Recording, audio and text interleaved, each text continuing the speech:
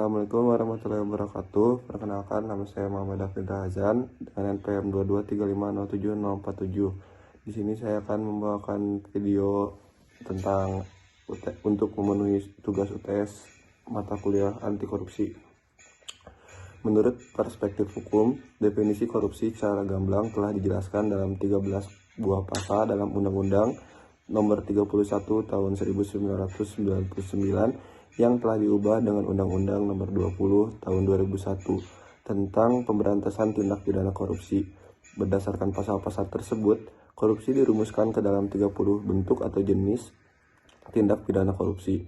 Pasal-pasal tersebut menerangkan secara terperinci mengenai perbuatan yang bisa dikenakan sanksi pidana karena korupsi. Ke-30 bentuk atau jenis tindak pidana korupsi tersebut pada dasarnya dapat dikelompokkan sebagai berikut. Yang pertama, kerugian keuangan negara. Yang kedua, suap menyuap. Yang ketiga, penggelapan dalam jabatan. Yang keempat, pemerasan. Kelima, perbuatan curang. Dan keenam, ada benturan kepentingan dalam pengadaan. Dan yang terakhir, ada gratifikasi. Di Indonesia sudah banyak sekali kasus korupsi yang ada. Contohnya yang pada belakang tahun kemarin terdengar kasus korupsi ekspor benih lobster yang dilakukan oleh Kementerian Kelautan dan Perikanan. Mereka melakukan operasi tangkap tangan atau OTT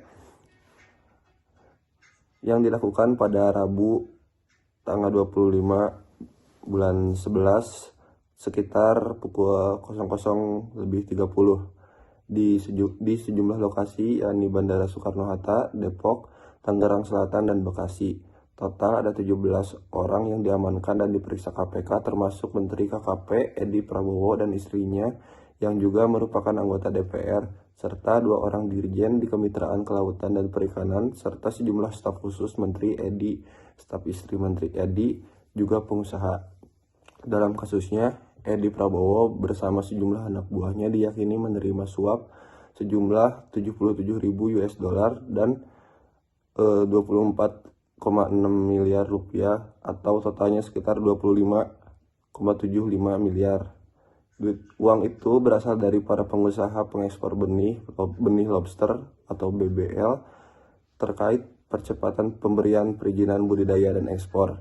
Untuk Edi Prabowo, ia dihukum 5 tahun penjara atas perbuatannya. Politikus Gerindra itu sempat dihukum 9 tahun penjara oleh Pengadilan Tinggi DKI Jakarta. Namun, Mahkamah Agung mengabulkan kasasinya serta memotong 4 tahun masa hukumannya.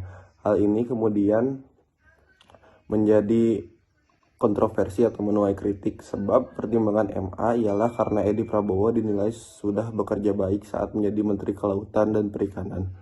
Selain hukuman badan, Edi Prabowo juga dikenai denda sebesar 400 juta rupiah. Apabila denda tersebut tidak dibayar, maka diganti dengan pidana kurungan selama 6 bulan.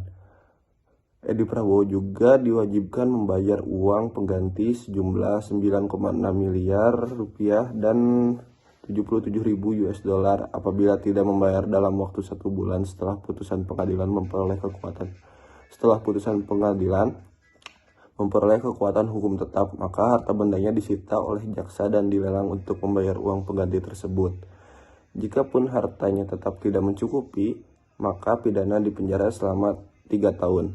Selain itu, Edi Prabowo juga dijatuhi pidana berupa pencabutan hak untuk dipilih dalam jabatan publik selama 2 tahun. Ini terhitung sejak selesai menjalani pidana pokok. Korupsi sangatlah merajalela di Indonesia. Dalam kasus korupsi sudah sangat banyak para koruptor merugikan negara. Dalam hal ini sebaiknya dalam pengambilan keputusan pemerintah, baik dalam memilih dan memilah calon pejabat haruslah tepat, karena akan menentukan nasib negara dan rakyat ke depannya. Begitu pula bagi para pejabat yang telah diberi kepercayaan untuk memegang wewenang. Bukan hanya sebatas uang yang menjadi tujuan utama, namun bagaimana seorang pemegang kepercayaan dapat memenuhi sumpah yang diucapkan, sehingga dari sanalah akan tercipta pemerintahan yang kuat dan sehat dan tidak terjerat dalam kasus-kasus korupsi ataupun kasus-kasus yang dapat merugikan negara dan rakyat. Mungkin sekian yang dapat saya bisa sampaikan. Mohon maaf apabila ada kesalahan. Wassalamualaikum warahmatullahi wabarakatuh.